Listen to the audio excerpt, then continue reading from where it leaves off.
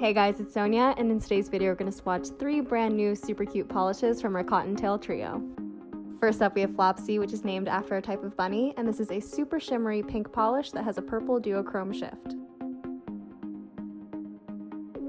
For all 3 of these polishes, I did 3 thin coats, and you want to make sure to allow the polish to dry completely between coats, and that's going to give you the smoothest and most reflective finish.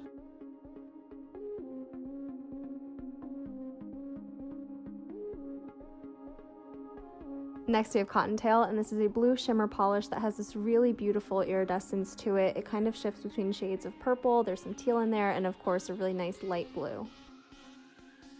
Something about the finish of these polishes reminds me of a highlighter for your nails. Like, it's really glowy, they look lit from within, it's super reflective, it's just such a unique and gorgeous finish.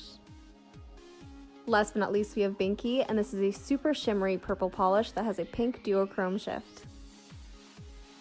When I hear the word Binky, I think of like a baby's pacifier, but in bunny terminology, that actually is this cute little hop that they do when they're happy.